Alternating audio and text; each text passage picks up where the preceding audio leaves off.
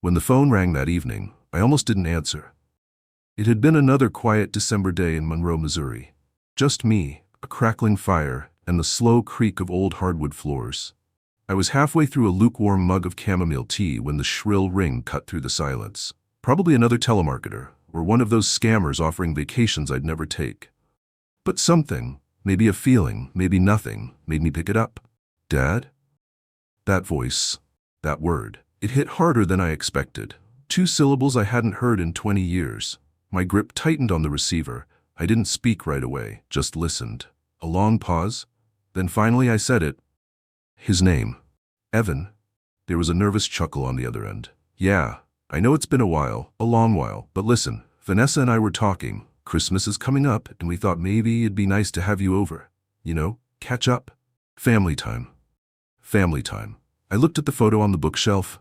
Evan at 13, holding a fishing rod, a big grin on his face. That photo was older than the last time he called. You haven't returned a phone call in 20 years, Evan? Not one. And now? Dinner? He cleared his throat. I know, I should have reached out sooner. Things just got busy. Building a company, raising kids. Life happens. Life happened every Christmas, I said, my voice steady. Every birthday, every year I sat at this table alone. Silence. Then softer. I heard about your lottery win. That's incredible, Dad. I'm happy for you. And there it was. I didn't respond right away. I just let the silence sit, heavy and obvious. So, I said slowly, this has nothing to do with the $15 million the Monroe Gazette printed last month. What? No. I mean, yeah, we saw it. But that's not why I'm calling. It's just, we're getting older. It felt like the right time to reconnect. I could hear the shift in his voice, the subtle desperation beneath the casual tone. The moment I knew this wasn't about love, this was about numbers. I'll come, I said. Christmas Eve, 6 o'clock. He exhaled like he'd been holding his breath. That's great, Dad. Really. Vanessa will be thrilled. We moved recently. New house, bigger. I'll text you the address. You do that. I paused, letting it stretch just enough. And Evan, I have a surprise for you too. His tone lifted instantly. A surprise? You'll see. And I hung up before he could ask anything more. I stayed there, holding the phone long after the line had gone dead. Outside, the first snow of December had begun to fall across Monroe. Soft, quiet, undisturbed. I looked out the window, watching the flakes gather on the branches. For 20 years I'd waited for that call. Hoped for it, dreaded it. Wondered if it would ever come. And now, when it finally did, it came not with warmth or regret, but with calculation. The kind of calculation that only shows up when you think someone has something to give. Evan Langston hadn't called because he missed me. He called because the newspaper printed my name next to a jackpot. He thought I was still the same man he walked away from. A man so desperate for connection, he'd buy it back with a check and a smile. But that man no longer existed. This Christmas, my son would finally meet the man I'd become. 20 years is a long time to be forgotten. You'd be surprised how fast your name disappears from someone's world when they've decided you no longer matter. One day you're their father, the man who taught them how to ride a bike, how to tie a tie, how to speak with decency, and the next, you're just no one. Not an enemy, not even a ghost, just a void, a number they deleted without hesitation. After the divorce, I kept calling. Birthdays, holidays, graduations. I tried. God, did I try. I sent letters, cards, even a few gifts when I could afford it. Each one came back unopened. Each voicemail sat unreturned. My name became something they filtered out. I used to stand at the window on Christmas Eve, watching the snow pile up under the street lamp, telling myself that maybe next year he'd remember. Maybe next year, I'd hear the phone ring and it would be his voice on the other end, saying he wanted to see me. But every year it was just silence. The last time I saw Evan in person, he was 18. Still a boy in a man's clothes, full of sharp opinions and Celeste's bitterness. She'd won him over during the divorce. Of course she had. She had the house, the money, the influence. And Harold Pike, her new husband, had a corner office and a luxury SUV before Evan ever walked the stage at high school graduation. I couldn't compete with that. I was just a quiet accountant with a bad back and a second-hand car. When Evan told me I had no ambition, that I was holding him back from the life he deserved, I didn't argue. I just stood there and let him say what he needed to say. but I never forgot the way he looked at me. Like I was some kind of embarrassment. Like I was already dead. People told me to move on, to stop torturing myself, that if he ever wanted to come back, he would. But you don't just move on from your child. You don't forget the sound of their laugh or the way their hair looked when you helped them get ready for school. You don't forget the feeling of carrying them in your arms when they had nightmares. You hold on, even when it hurts. Especially when it hurts. And so I kept living, in the quiet way that men like me do. I found meaning in simple routines, morning coffee, crossword puzzles, books from the library no one else touched. I joined a local volunteer group that delivered meals to shut-ins. They didn't know my story, and they didn't ask. That was enough. Over time, the ache dulled, but it never disappeared. I learned how to wear it without limping. There were years when I came close to giving up, when I stopped checking the mailbox on my birthday, when I ignored my own phone because I couldn't stand the silence that came after the first ring.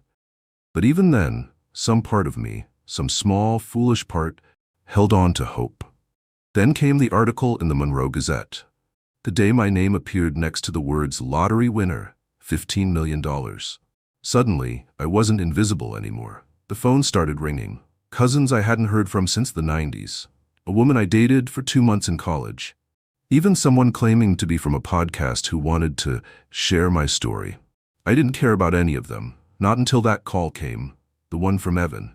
He didn't say sorry, he didn't acknowledge the decades of absence. He just invited me to dinner. Casual, like we'd spoken last week, and maybe that's what stung the most. The casualness of it, the way 20 years could be brushed aside with a single breath. But I said yes. Because this time, I wasn't the man reaching out for scraps. I wasn't hoping to be seen or heard or needed.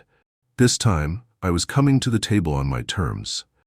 And I had something they'd never expect. The divorce wasn't just a legal proceeding. It was a quiet execution. One that didn't happen in a courtroom, but in the kitchen, the bedroom, the hallway, where laughter used to echo. I remember the day Celeste told me she was leaving, like it happened this morning. Her suitcase was already open on the bed, half packed, half waiting to be filled. That said more than any argument ever could. I didn't ask where she was going. I already knew. His name had been floating around for months. Harold Pike, her coworker, the man with the confident smirk and the high-rise condo in St. Louis. I should have seen it coming, but I didn't. Or maybe I just didn't want to believe that after 18 years she could walk away without flinching. "You're pathetic, Victor." That's what she said as she folded a silk blouse into her suitcase. "You're 46 years old, still stuck in that dead-end job, still driving that rusted Honda. This isn't a life. This is survival." I didn't respond. What could I say? I'd given her everything I had, my best years, my energy, my loyalty. But to her, loyalty was just another word for stagnation. She wanted more. She wanted excitement, ambition, luxury. Things I couldn't give her, not because I didn't want to, but because I thought building a stable life together meant something. I was wrong. "Harold treats me like a queen," she said, zipping her suitcase shut. "He sees potential in me. You stopped looking a long time ago." She turned to leave, then paused at the door. "And Evan needs a role model, Victor. He needs someone who actually wins at life, not someone who settles." Those words stuck like splinters under my skin. Evan was 17 at the time. Old enough to form his own opinion, but young enough to still be swayed. I remember standing in the driveway as Celeste pulled away, watching Evan in the passenger seat, eyes fixed on the road ahead, not once looking back at me. That was the moment I knew. I hadn't just lost a wife, I'd lost a son too. The months that followed were brutal. I fought for shared custody, but the court saw things Celeste's way.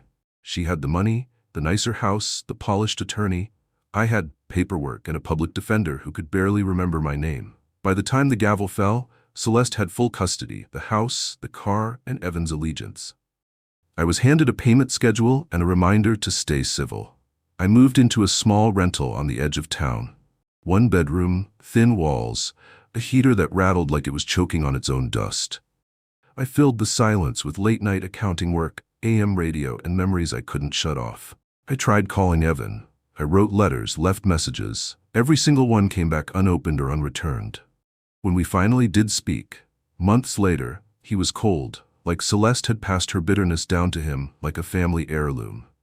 "You should have tried harder," he said. "Maybe if you were more successful, none of this would have happened."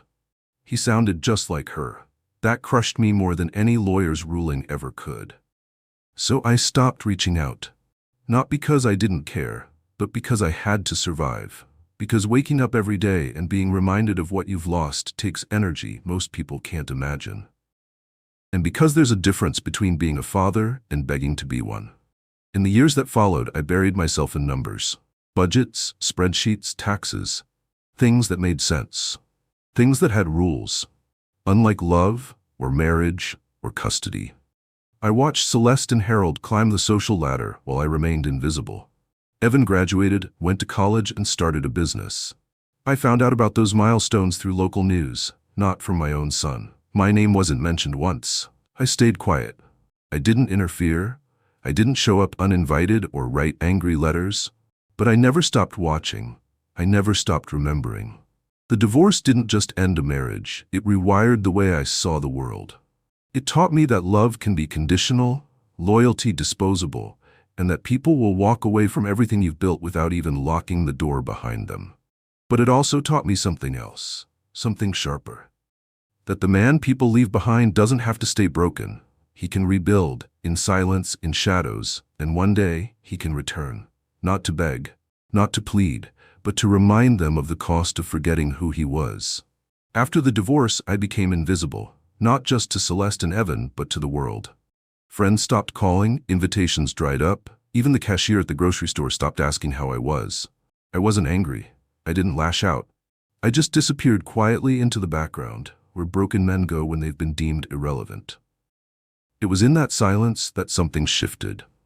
There was no dramatic moment, no cinematic epiphany. Just a slow, grinding awareness that if I didn't rebuild myself from the ground up, I'd rot in that one-bedroom rental and fade away like an unpaid bill no one wanted to collect. So I started small. I cut back on everything: cable, fast food, even heating. I took on extra freelance work doing books for small businesses. Every dollar I earned, I saved. Every debt I had, I chipped away at. I read personal finance books from the library, watched real estate lectures on YouTube, and studied tax codes like they were sacred scripture. I knew no one was coming to rescue me. So I decided I'd build my own ladder, one rung at a time. The turning point came in 2009, during the housing crash. While everyone else was panicking, I saw opportunity. A duplex on the south side of Monroe went into foreclosure. Peeling paint, overgrown yard, and broken fence.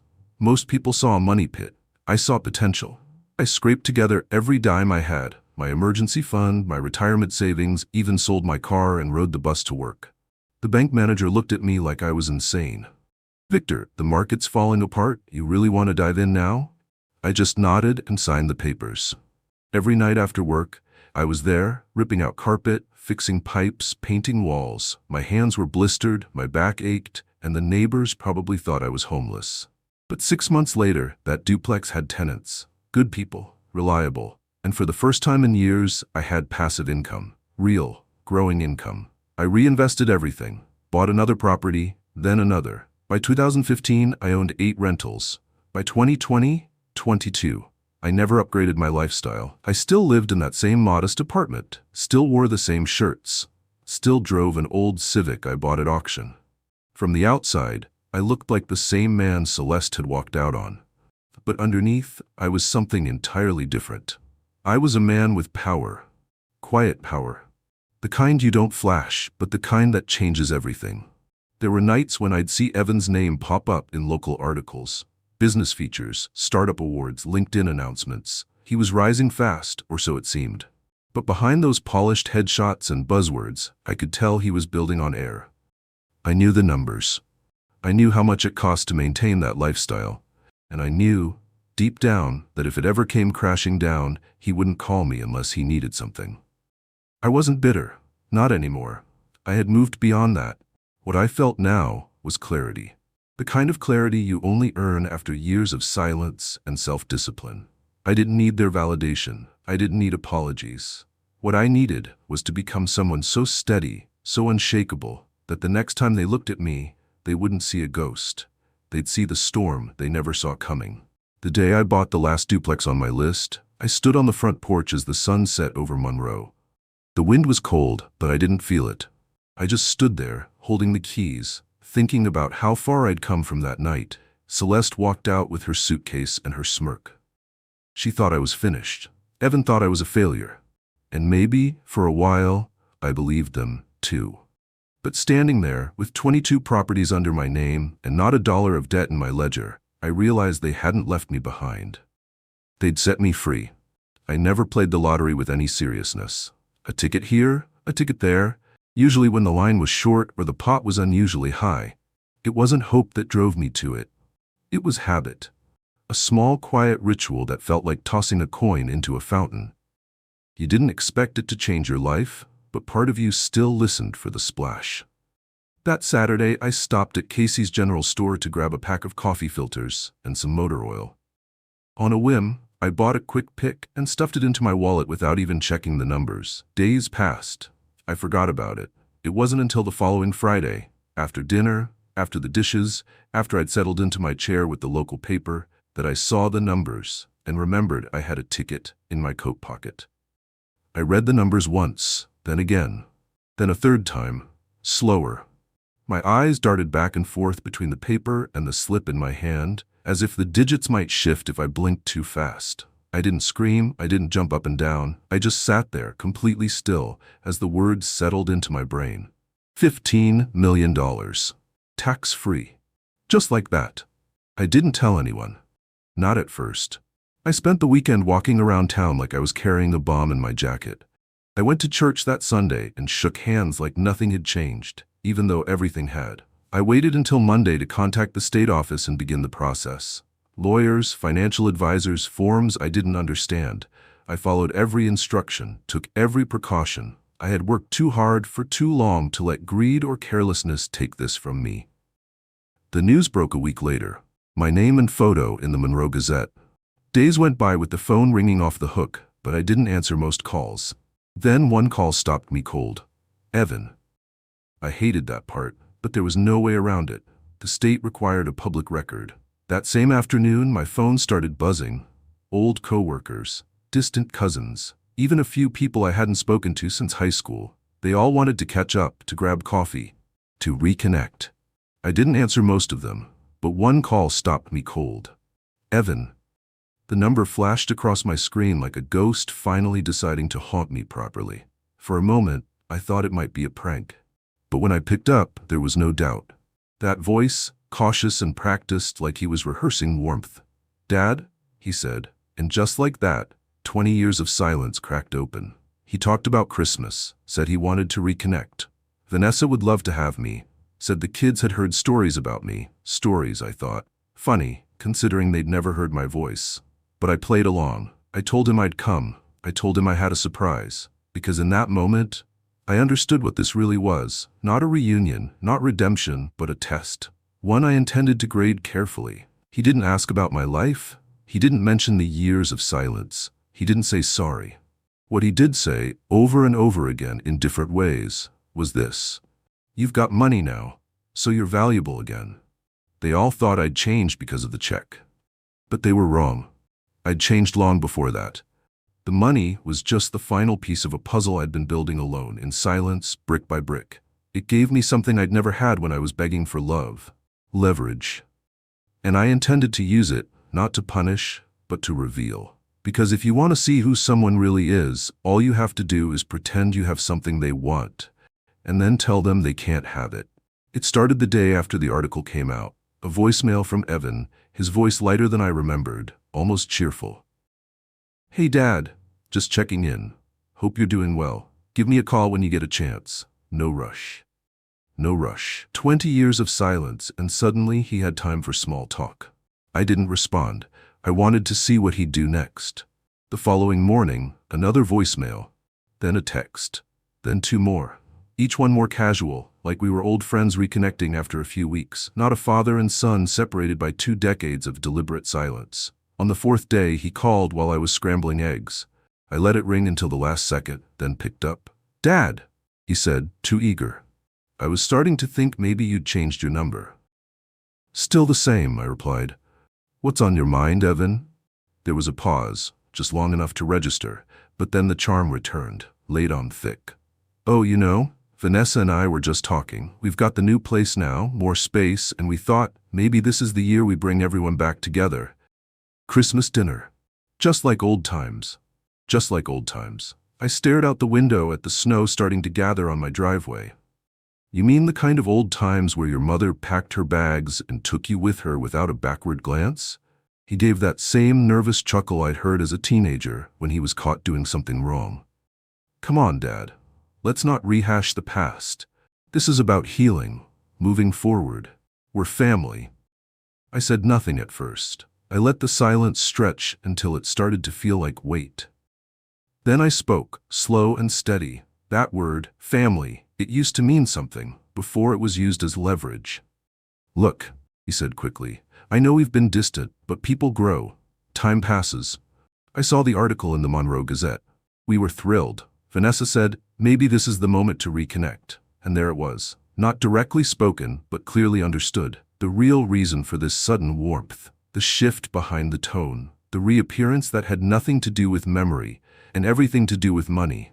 This isn't about the lottery then, I asked. What? No, of course not, he said, too fast. We just thought it was time. Life's too short, right? I let a small smile play across my face, not the kind anyone could hear over a phone line, but the kind that shows up when someone thinks they're playing you, and you already know the script. I'll be there, I said. Christmas Eve. His sigh of relief was obvious. That's great, Dad. Really, Vanessa will be thrilled. I'll text you the address. You do that. Then I paused just long enough to reset the tone. And Evan, I'll be bringing something special. A surprise? He said, instantly perked up. What kind of surprise? You'll see, I replied. Then I hung up before he could ask anything more. I stood there, letting the silence fill the room again. The egg pan still hot on the stove. My coffee going cold. My hands were steady. My heart wasn't racing. That call had confirmed everything I already suspected. He wasn't calling because he missed me. He was calling because now I was worth something. Not as a father, but as a financial opportunity. He didn't ask how I'd been. He didn't ask where I'd lived, how I'd survived the divorce, or what it had cost me to keep going. He only asked me to show up because he believed I could bring something worth taking. But I hadn't rebuilt my life just to hand it back to the people who abandoned me. I wasn't walking into that house with a checkbook and an apology. I was walking in with my eyes open. And this time, I wasn't the one being played. 3 days after that first conversation, the phone rang again. This time, it wasn't Evan. It was Celeste. Her name appeared on the screen like a bad memory you thought had finally gone quiet. I let it ring twice, then picked up. Victor, she said, in that same breathy tone she used to have when she was trying to get her way. I hope you don't mind me calling. I got your number from Evan. I leaned back in my chair and stared out the window. You're the last person I expected to hear from. She gave a forced laugh. I'm sure, but we have a son together. That still counts for something, right? She didn't call to reminisce. She didn't ask how I'd been, what I'd done with my life, or what it felt like to be erased for 2 decades. She went straight into it. Evan's in trouble, Victor. Real trouble. And I thought, well, with your recent good fortune. She let the sentence trail off like bait on a hook. What kind of trouble? I asked. My voice stayed even, but I felt my jaw clench. His business, she said. It's collapsing. Investors are pulling out. He's trying to keep everything together, but it's falling apart. He's got people breathing down his neck. He doesn't want to say it, but I know he's scared. And I thought, maybe, if you could help. There was rustling in the background. Then Evan's voice, faint but clear. Ask for more. Tell him it's urgent. She came back on, her tone laced with fake emotion. It's for the grandkids, Victor, for their future. You don't want them to suffer because of something Evan can't fix alone, do you? I watched the steam rise from my coffee, my other hand gripping the armrest tighter than I needed to. How much? I asked, already knowing it wouldn't be small. 200,000 would stabilize things, she said. Then came another whisper. 300 might be safer. 4 to be sure. 400,000, I said flatly, as if repeating it might make it sound less ridiculous. That's what you're asking for. Victor, I know you're angry about the past, but this isn't about us. This is about doing what's right. About being there for your son when he really needs you. My voice didn't shake. It didn't rise. It was calm, measured. Tell me, Celeste, what part of the last 20 years was right?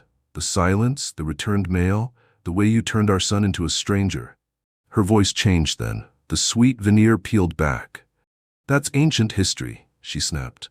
We're talking about now. Evan's future is on the line. I won't give you a cent, I said, clear and sharp. Not now, not ever. What? She said, stunned. Victor, you won millions. What's a few $100,000 to help your own son? It's not about the money, I replied. It's about principle. It always was. Her voice wavered, moving from disbelief to desperation. But you're his father. You love him. You can't just walk away when he needs you. I thought of all the nights I sat alone in that small apartment, birthdays with no calls, holidays with no knock at the door. I learned from the best, I said. You made walking away look easy. She didn't respond. And then, like she always had, when she couldn't get what she wanted, she hung up. The line went dead, and the silence that followed wasn't empty. It was satisfying. I set the phone down and looked out across the snowy street, where a neighbor was stringing lights on their porch. 20 years ago, I would have reached for my checkbook, hoping to buy back something that couldn't be bought. But I wasn't that man anymore.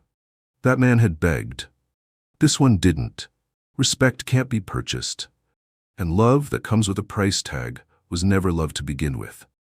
The next morning, I brewed my coffee slower than usual. The house was still, the sun low and pale through the frosted windows.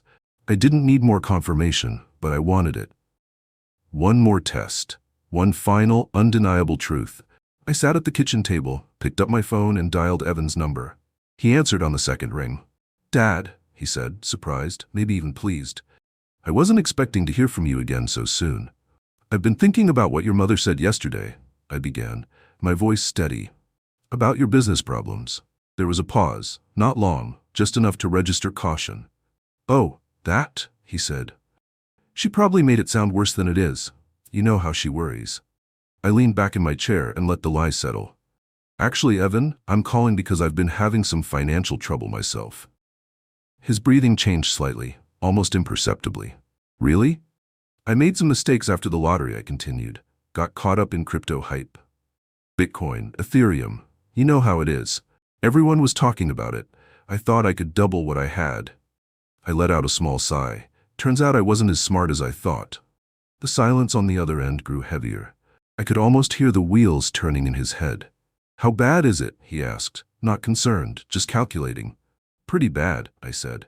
I lost most of it in a crash last week. Market wiped me clean. I might have enough to cover Christmas dinner, but not much more. Another pause. This one stretched longer. Then he cleared his throat. Well, that's really unfortunate, Dad. I guess these things happen. They do, I replied, giving him one last opening. So, about Christmas, does the invitation still stand? He hesitated. Then it came, coated in false empathy.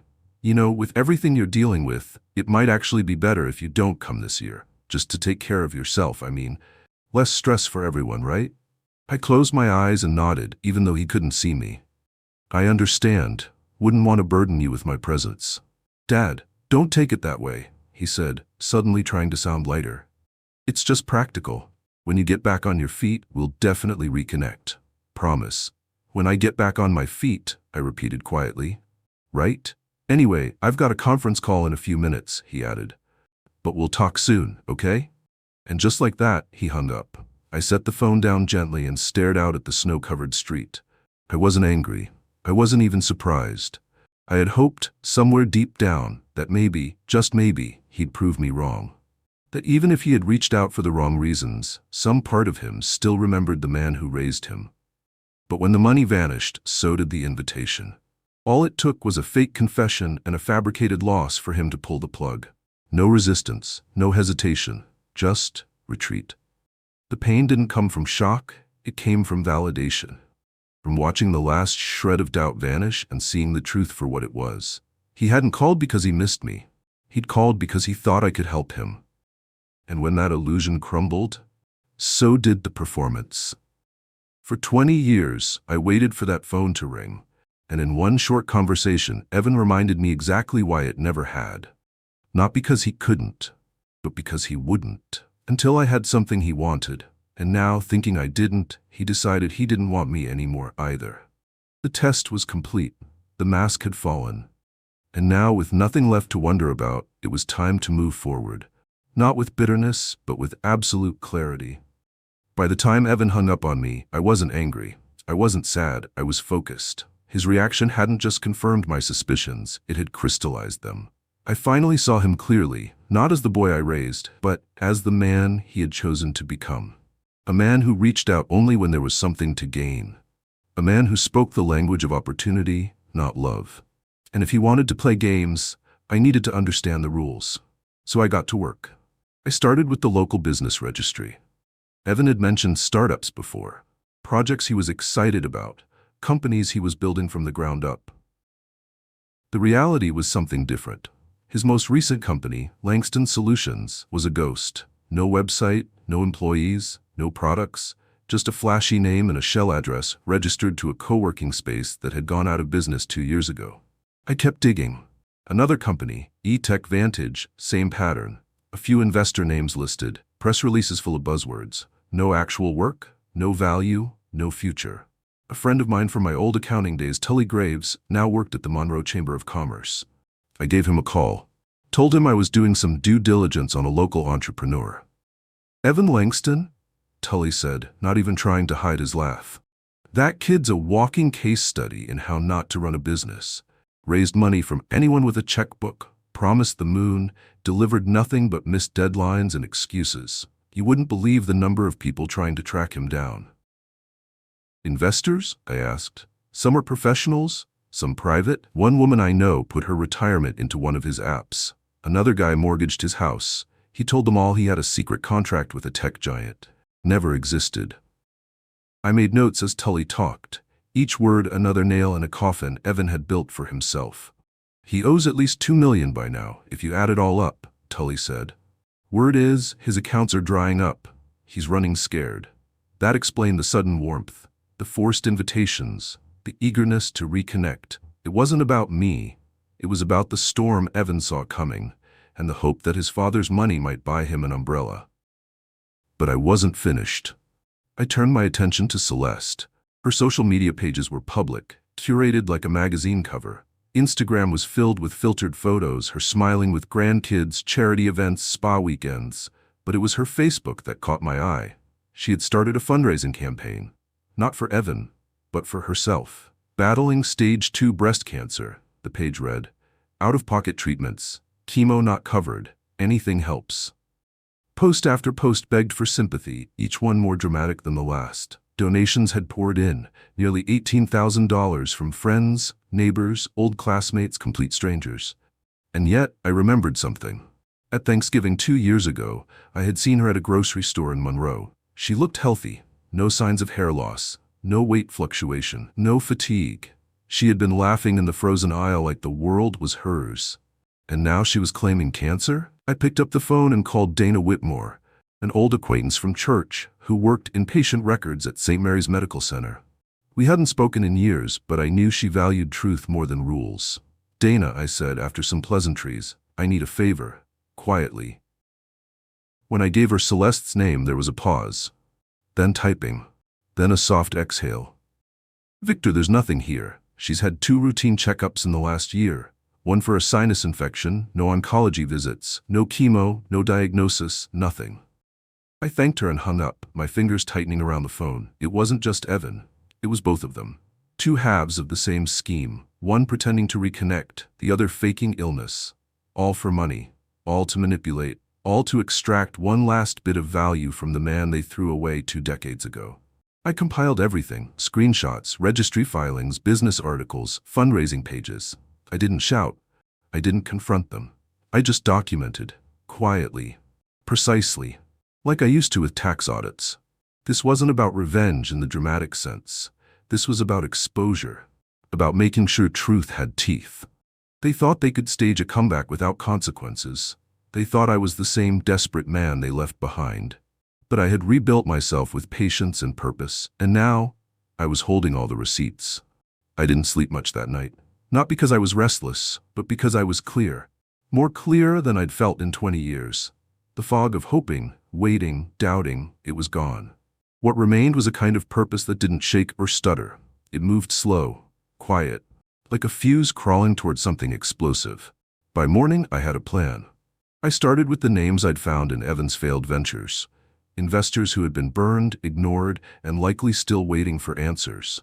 I contacted them one by one. Most didn't recognize my name, but the moment I said Evan Langston, the temperature shifted. One woman, Helen Martinez, interrupted me before I finished the sentence. That little bastard still owes me $50,000. Told me I was getting in early on the next Tesla. He disappeared a month later. I know where he is, I said calmly, and I have proof of what he's been doing. Her silence told me everything. Keep talking, she said. I emailed her screenshots, business filings, social media posts, fake addresses, a copy of the lease tied to a house under Vanessa's name. Then I called the next investor. Then the next. Each one more livid than the last. By noon, 4 of them had agreed to coordinate legal action. By 2, Helen called back and said their lawyers were planning a multi-party lawsuit. By 3, I was on a conference call with a legal team from Chicago that specialized in corporate fraud. What you've given us, the lead attorney said, is enough to freeze accounts, seize assets, and initiate emergency filings. If your son thinks he's untouchable, he's about to be reminded how the law works. I leaned back in my chair, the old wood creaking beneath me, and watched the snow begin to fall again outside my window. This wasn't revenge, not really. This was exposure. This was correction. I wasn't planting evidence or twisting facts. I was simply holding up a mirror, letting Evan see what he'd become, and making sure others saw it too. Then came Celeste. While the investors were building their case against Evan, I turned my attention to her. I took the printouts from Dana, the empty medical records, the clean bills of health, and I submitted them anonymously to every single person who had donated to her fundraiser. I created a secure email account, attached the records with a short message, and hit send. One by one. Dozens. Then I posted the documents on a local community forum where her campaign had first gained traction. No captions, no commentary, just truth. Within hours, the comments started piling up. I donated $200. She said she was in chemo. My mother died from breast cancer and she faked it. This is disgusting. She should be arrested. And then, the news. A reporter from the Monroe Daily reached out to my anonymous account, said they were doing a follow-up on local fundraising fraud, asked if I'd be willing to speak off the record. I declined. I didn't want credit. I wanted consequences. By the end of the day, Celeste's fundraiser had been taken down. Her Facebook was flooded with outrage, donations were being pulled, and a state inquiry had been launched to investigate medical fraud. I didn't call Evan. I didn't call her. I didn't need to. I had become what they never expected. The man they cast aside had returned, not with flowers or apologies, but with facts and patience and timing. The kind of timing that doesn't make a scene but leaves a mark. The kind that walks into a storm, not to be noticed, but to settle accounts. They spent years thinking I was weak, thinking my silence meant surrender. They mistook peace for powerlessness. But what they didn't understand is that some men don't break. Some men rebuild, and when they do, they don't come back to be seen. They come back to be reckoned with. The sun had already dipped below the rooftops by the time I pulled up in front of Evan's house on Christmas Eve. Snow dusted the lawn like powdered sugar, and a glowing reindeer blinked lazily near the porch. For a moment, I sat in the car with the engine off, watching through the windshield. Laughter spilled faintly from inside, muffled but distinct. Warm. Practiced. I hadn't called ahead, hadn't confirmed anything. I simply showed up, dressed in a dark wool coat and holding a small box wrapped in red paper. The kind of box people assume carries something expensive. When I rang the bell, there was a shuffle inside, a voice calling, "Just a second," and then the door opened. Evan stood there, clearly surprised. "Dad?" he said, eyes widening. "You came." "Wasn't sure if the invitation still stood," I replied, keeping my tone light, but I figured I'd take the chance. He hesitated just for a second and then stepped aside. "Of course, come in." The house was elegant but not excessive. A large tree sparkled in the living room, candles flickered on the mantel, Celeste was in the kitchen, carving a glazed ham, her expression freezing the moment she saw me. "Victor," she said, voice tight behind a smile. "What a surprise." "Lovely setup," I said, hanging my coat. "Very festive." She didn't respond, but her eyes were already calculating. Dinner was awkward in the way only a room full of liars can be. The kids, Evan's twins, were polite, sweet even, but clearly coached. Celeste kept the conversation flowing with carefully rehearsed stories about holiday traditions and school achievements. Evan, on the other hand, was quieter, restless. He kept glancing at me like I was a ticking clock, unsure of when I might go off. I played the part of the gracious guest, nodded, smiled, passed dishes, said nothing about the lawsuit gathering behind him or the fury waiting outside their walls. Said nothing about the community dragging Celeste through the mud online for faking cancer. Said nothing at all. Instead, when dessert was served, I reached beneath the table and pulled out the small red box. I placed it in the center, slid it across to Evan. "This is for you," I said. "A Christmas gift. One last one." He blinked. "You didn't have to." "Go ahead," I said. He unwrapped the ribbon, peeled back the paper, and opened the box. Inside sat a single black flash drive. Unlabeled. Simple. "What's this?" he asked, confused. "Everything," I said, folding my hands. "Bank statements, legal filings, a copy of the investor lawsuit, records of Celeste's fundraiser, screenshots, testimonies, proof, all of it." The room went still. Celeste dropped her fork. Evan's hands trembled slightly. "I gave you a chance," I said, voice low but steady. "I answered your call. I showed up here tonight to see if you'd tell the truth, even once. But you didn't. You smiled. You lied. You pretended this family was still something I was a part of. So now, we're done pretending." "You came here to threaten us?" Celeste snapped. I looked at her, calm, unblinking. "No, I came here to give you the courtesy of knowing it's over. The house of cards you built is already collapsing. You'll both be getting formal notices by the new year. But tonight, I thought I'd give you one last Christmas as a family before the reckoning becomes public." Evan was pale now. The twins were frozen, unsure of what they'd just witnessed. "I raised you better than this," I said, standing slowly. "And you chose lies. You chose greed. And now, the truth will finish what I should have ended long ago." I walked to the door, pulled on my coat, and turned back just once. "Merry Christmas." Then I stepped outside, into the cold. The snow had picked up, falling heavier now, flakes spinning in the amber light from the porch. I walked back to my car slowly, letting the silence stretch out around me. No one followed. No one called my name, and I didn't expect them to. I didn't feel proud. I didn't feel cruel. I felt free. For years I had waited for a gesture, a phone call, a sign that maybe, just maybe, they had changed. But I had been chasing ghosts, and now I wasn't chasing anything anymore. As I drove away, their house disappeared in the rearview mirror like a dream you wake up from, one that had haunted me long enough. The snow kept falling. The road ahead was empty, and for the first time in 20 years, I wasn't looking back. 2 days after Christmas, the first article dropped. Headline: "Local woman accused of faking cancer to fund lavish lifestyle." The reporter hadn't named Celeste directly, but the clues were unmistakable. A well-known figure in the Monroe community, former wife of a retired contractor who recently came into wealth. Over $43,000 raised on her behalf. People connected the dots before lunch. The comment section exploded.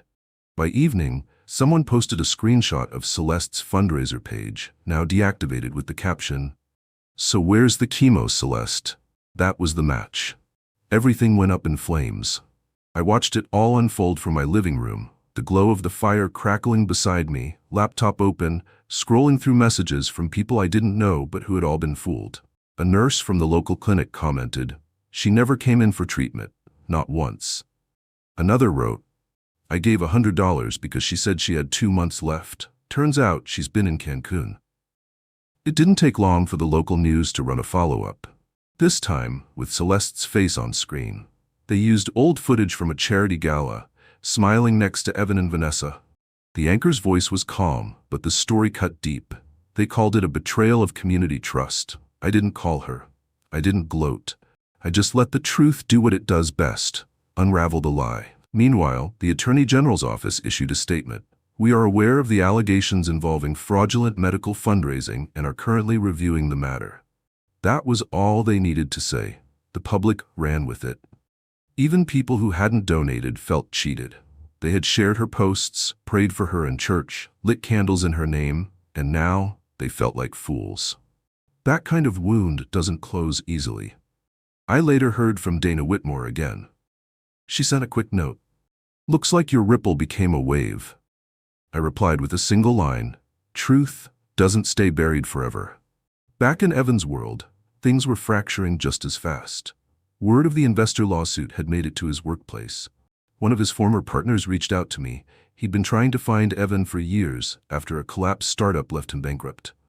"I've been chasing ghosts," he said. "But you gave me a map." What I hadn't expected was the reaction from Vanessa. She emailed me. No greeting. Just one sentence.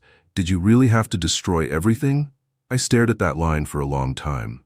Then I typed back, "I didn't destroy anything. I revealed what was already rotting." She never replied. Celeste's fundraiser page was pulled by the hosting platform within 48 hours of the news report. Several donors filed official complaints. I heard from Reverend Cole Mason, the local pastor who had announced her diagnosis at Sunday service months ago. He called me personally. "Victor," he said, "I had no idea. I trusted her. I trusted Evan." His voice cracked, and then he added, "She even used the church network to promote it. Some of our oldest members gave what little they had left." I didn't offer comfort. I simply said, "They preyed on good people. That's the truth."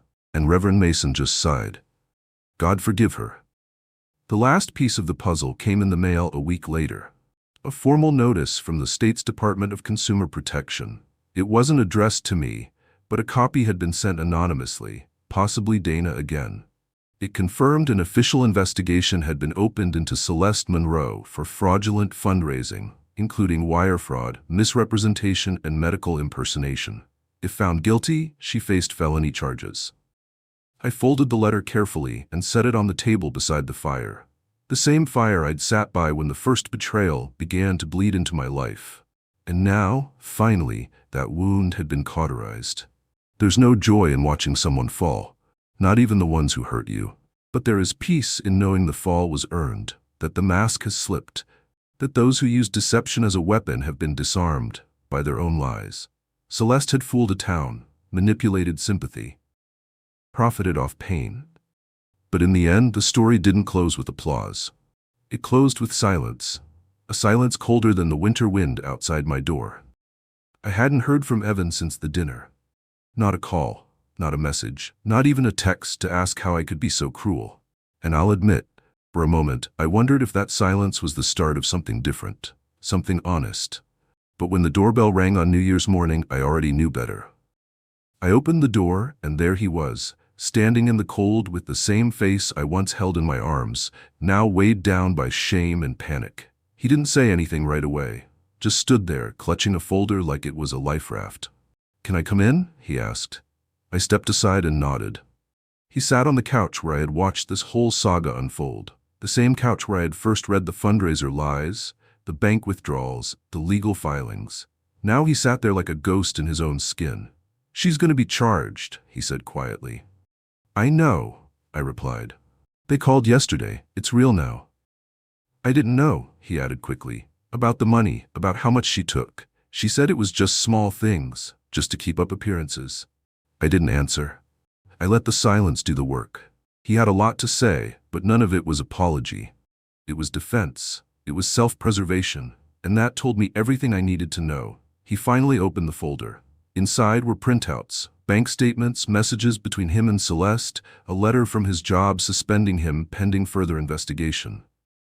"I'm not asking for money," he said, almost whispering. I don't know where else to go." That broke something in me. Not pity, not sympathy, something colder, something final.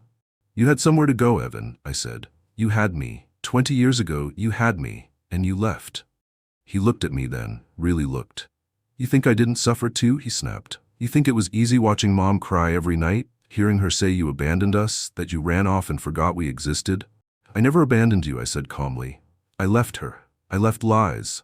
But I waited. I sent letters. I called. I came to your school twice, and they turned me away. You were told a story, and you chose to believe it without ever checking if it was true." He sat back. drained. I didn't know what to believe. I nodded. And by the time you were old enough to ask, you didn't care. He didn't argue. Because deep down, he knew. So what happens now? He asked, his voice barely above a whisper. I stood and walked to the window, watching the frost curl on the glass. Now, the truth plays out. Celeste will answer for what she's done. You'll have to rebuild whatever's left of your name. And me? I'll live my life in peace, finally. He stood too, slower, more fragile than I remembered. You're really cutting me off? No, I said, turning to face him. I'm letting go. There's a difference. Cutting off is revenge. Letting go is survival. He didn't cry. He didn't plead. He just nodded. And that, more than anything, told me it was done. At the door, he turned once more. Dad? He said. I raised an eyebrow. He hadn't called me that in years. Thank you, for the dinner, for showing up, even if it ended the way it did. I didn't answer. I just gave him a long, steady look, the kind of look a man gives when there's nothing left to say but everything has been heard. Then I closed the door. I stood there in the quiet. The wind outside howled against the eaves, but inside, there was peace. A quiet I had earned, not through wealth, not through revenge, but by choosing truth over fantasy, boundaries over guilt, and healing over history. Sometimes, the final goodbye isn't a slammed door. It's a calm walk to the edge of everything you once hoped for, and the stillness that follows when you choose not to chase it.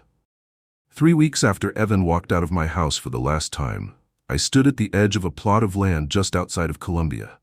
Acres of open space, scattered with tall grass and a few stubborn trees that had refused to die through Missouri's harsh winters. It was quiet, untouched, full of potential, and most importantly, it was mine. I'd purchased it anonymously a year earlier, long before the lottery win, long before the calls from Evan or the fake tears from Celeste. Back when I was just Victor Langston, the invisible man. I didn't know why I bought it then, only that something in me told me I'd need a place no one else had ever touched. With the winnings secure and the lawsuits in motion, I could have left. I could have packed my bags, moved to the coast, started over with a beach house and a drink I couldn't pronounce. But that wasn't me. I wasn't running from something anymore. I was building something. A beginning that had no roots in betrayal, no blood in its foundation, no lies in its blueprints. The first thing I did was visit the local shelter, one that had nearly shut down due to lack of funding. A woman named Sharon ran it, older than me, but twice as fierce. She looked at me with suspicion when I said I wanted to donate. We've had promises before, she said. They dry up fast. I handed her a check, signed and ready, enough to keep them afloat for the next 5 years. She stared at the paper like it might bite her. Why? She asked. Because I remember what it feels like to be overlooked, I said, and because I can. Then I went to the town's vocational training center. They'd lost a grant and couldn't afford new equipment. Another check. No press, no photo ops, just quiet restoration. I paid off the mortgage of the church Reverend Cole Mason had shepherded through decades of hardship. When he found out, he called me with tears in his throat. Victor, I don't know how to thank you, he said. Then don't, I told him. Just keep doing what you do. And then I turned back to that plot of land. I hired a modest construction crew, no fanfare. No architects flown in from big cities, just local workers, men and women who knew the soil, who knew the winters, who knew what it meant to build something that could survive. I gave them the blueprint, a simple, single-level home with a wide porch, high ceilings, and a stone fireplace in the center. Not because I needed luxury, but because I needed peace. Real peace. The kind you feel in your bones when the world stops asking anything of you. While they built the house, I started writing again, nothing fancy, just old notebooks and cheap pens. Journals, thoughts, reflections, letters I never planned to send. I wrote about Evan, about the boy I raised and the man he became. I didn't sugarcoat it. I didn't rant. I just let it out. And then I burned them one by one in a steel drum behind the property. Watching the pages curl felt like watching pain evaporate. I also started hosting dinners, not for family, but for people the world forgets. A retired bus driver who lost her pension. A young couple trying to adopt but drowning in paperwork. A high school janitor who hadn't taken a vacation in 10 years. Every Sunday I set the table for whoever needed a place. No questions, no strings, just warmth, food, and space to breathe. People started calling it Langston's porch. I never corrected them. And one morning I woke up before sunrise, made a cup of coffee, and sat on that porch with a blanket around my shoulders. The sky turned from black to deep blue, then gold. No noise, no expectations, just the wind in the trees and the sound of my own breathing. And I realized this was it. This was what freedom felt like. Not revenge, not victory, just stillness. I didn't need to punish Evan. Life was already doing that. I didn't need to warn the town about Celeste. The town had already turned its back. What I needed, what I had earned, was a life that belonged to me. A life not defined by what I'd lost, but by what I had chosen to keep. And so day by day, board by board, truth by truth, I rebuilt that life. Not for them, not even for the past, but for the man I finally allowed myself to become. And now, I want to hear from you. If you were in Victor Langston's shoes, would you have let your son back into your life after 20 years of silence? After all the manipulation, the betrayal, the lies? Or would you have done what he did? Closed the door for good and started over without looking back? Tell us in the comments below. Because these stories aren't just entertainment. They're reflections of real emotions, real wounds, and real choices. And sometimes, the most powerful revenge is choosing peace over chaos. If this story made you feel something, if it reminded you of a moment you've lived or a person you've left behind, then do us a favor. Hit that like button to let the algorithm know this story mattered. Leave a comment. We read them all, and your voice is part of this community. Share this video with someone who needs to hear it. You never know who's fighting their own quiet battle. And don't forget to subscribe and turn on notifications so you never miss the moment when the tables finally turn. At Revenge is Mine, we tell the stories most people are too afraid to speak. Stories of betrayal, courage, justice, and the sweet satisfaction of rising from the ashes. So until next time, stay fierce, stay unshaken, and always remember, you don't have to get even to get ahead. Sometimes, the best revenge is never needing them again.